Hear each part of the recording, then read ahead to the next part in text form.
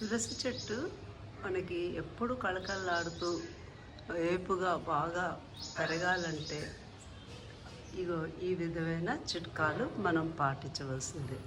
ఎప్పుడు సూర్యరశ్మి బాగా వస్తున్నట్టుగా ఆ చెట్టు దగ్గర చూసుకోవాలి.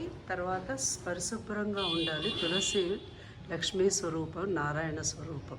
తర్వాత మనం తీసుకునే గోళం కూడా విశాలంగా ఉండాలి. మట్టి అప్పుడప్పుడు మారుస్తూ ఉండాలి.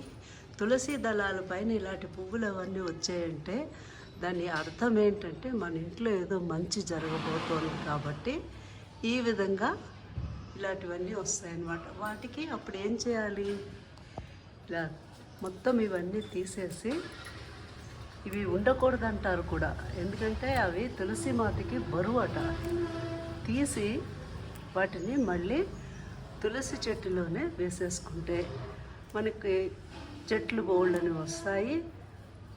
ఏపుగా కూడా బాగా చెట్టు పెరుగుతుంది. ఇలాంటివన్నీ కూడా మనం తీసేస్తూ ఉండాలి. ఈ గింజలు పవిత్రం, మనకి మళ్ళీ మళ్ళీ ఎక్కడ పడితే అక్కడ దొరకవు, తొక్కకూడదు. మనం తులసి దళం కానీ తులసి ఆకును కానీ తొక్కకూడదు. తర్వాత ఇలాంటివి పాటిస్తూ మళ్ళీ ఏం చేయాలి, పెద్ద గోళంలో తీసుకున్నప్పుడు వాటిలో ఎక్కువ తులసి చెట్లు వేసుకోవాలి. ఒక 4-5 చెట్లుగా వేసామంటే ఇగో ఈ విధంగా ఇలా పెద్దగా చెట్టు పెరుగుతుంది. ముఖ్యంగా గాలి వెలుతురు పరిశుభ్రంగా ఉండాలి తులసి చెట్టు చుట్టూరా. ఇలాంటివన్నీ పాటిస్తే మన ఇంట్లో లక్ష్మీ నిలయం ఉంటుంది. ఇలా చూడండి ఎంత పెద్దగా ఉందో చెట్టు.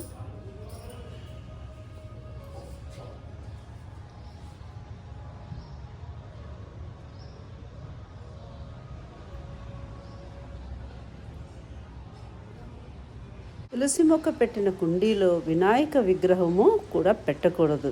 వేద పండితులు హెచ్చరిస్తున్నారు. దీనికి కారణం పూర్వం వినాయకుడు ఒక నది ఒడ్డున తపస్సు చేస్తుండగా అందులో స్నానం చేస్తున్న తులసీదేవి బయటికి వచ్చినప్పుడు ఆమె వినాయకుని అందం చూసి ముగ్ధురాలే పెళ్లి చేసుకోమని అడుగుతుంది. వినాయకుడు ఆమె ప్రతిపాదనను తిరస్కరించడంతో ఆగ్రహించిన తులసీదేవి వినాయకుని నీవు 2 వివాహాలు చేసుకుంటావని శపిస్తుంది. అందువల్ల తులసి మొక్క దగ్గర వినాయకుని విగ్రహము పెట్టి పూజ చెయ్యకూడదు. అలాగే శాస్త్ర ప్రకారం తులసి చెట్టు కుండీలో శివలింగాన్ని కూడా పెట్టకూడదు. పూర్వం జలంధరుడు అనే రాక్షసుడు సతీమణి అయిన తులసిని గత జన్మలో బృంద అనే పేరు పిలిచేవారట.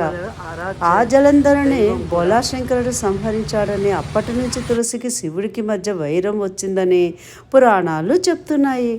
అందుకే శివుడిని తులసితో పూజించరాజని పండితులు హెచ్చరిస్తున్నారు. తులసి మొక్క ఉన్న ప్రదేశం చుట్టూ చెప్పులు బూట్లు ఉంచటం వల్ల లక్ష్మీదేవికి కోపం వచ్చి ఇంటి నుంచి వెళ్ళిపోతుందంట. దాని కారణంగా ఇంట్లో అశాంతి మరియు ఆర్థిక ఇబ్బందులు మొదలవుతాయి.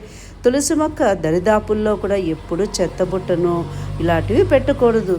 దానివల్ల మన ఇంట్లో సంపాదన కరిగిపోయి కటిక దరిద్రం వస్తుందని పురాణాలు హెచ్చరిస్తున్నాయి. చీపురును తులసి మొక్క దగ్గరలో తాకేలాగా కూడా పెట్టకూడదు. దీనివల్ల ఇంట్లో అనారోగ్య సమస్యలు మరియు ఆర్థిక ఇబ్బందులు కలిగి కటిక దరిద్రము అనుభవించవలసి వస్తుంది. తులసి చాలా పవిత్రమైనది. మన హిందూ సాంప్రదాయంలో తులసికి ఎంత ఉపయోగమో ముఖ్యమో మన అందరికీ తెలిసిందే కదా.